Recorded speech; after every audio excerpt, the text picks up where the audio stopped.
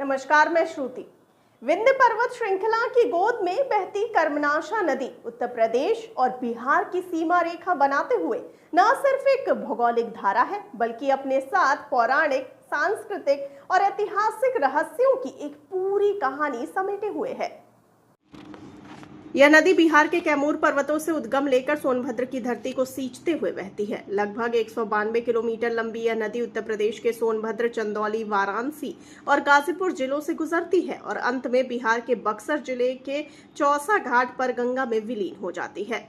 बता दें कि कर्मनाशा नदी का जन्म बिहार के कैमूर जिले के सरोढ़ा नामक स्थान से होता है, जो विंध्य पर्वत के उत्तरी ढलानों पर स्थित है। यह नदी सोनभद्र के दूधी और रॉबर्ट्सगंज क्षेत्र से होकर बहती है, जहां यह घने जंगलों और पहाड़ी इलाकों को पार करती है। जिले के भीतर यह चंद पत्थर और देवदारी जैसे सुंदर जलप्रपातों को जन्म देती है, जो अपनी प्राकृतिक सुंदरता के लिए प्रसिद्ध है। सोनभद्र में नदी लगभग 50 से 60 किलोमीटर का सफर तय करती है और स्थानीय किसानों के लिए सिंचाई का प्रमुख साधन बनती है। कर्मनाशा का नाम दो संस्कृत शब्दों कर्म और नाशा से मिलकर बना है, जिसका अर्थ है पुण्य का नाश करने वाली नदी। कहा जाता है कि इक्ष्वाकु वंश के राजा सत्यव्रत, जिन्हें बाद में त्रिशंकु कहा गया, अपने शरीर सहित स्वर्ग जाना चाहते थे। ऋषि विश्वामित्र ने अपनी तपस्या से यह प्रयास किया, परंतु इंद्र के विरोध के कारण त्रिशंकु स्वर्ग और धरती के बीच उल्टे लटक गए। उन्हीं के मुख से टपकी लार धरती पर गिरी और कर्मनाशा नदी बनी। तभी से यह नदी शापित मानी जाती है और कहा जाता है कि इसके जल को छूने से पुण्य का नाश हो जाता है।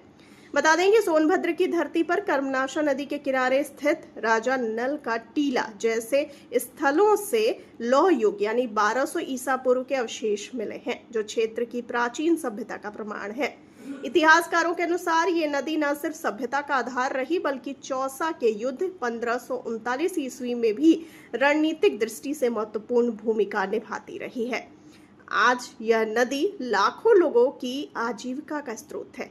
भले ही पौराणिक विश्वास इसे शापित मानते हो, लेकिन सोनभद्र के किसानों के लिए यह जीवनदायिनी है।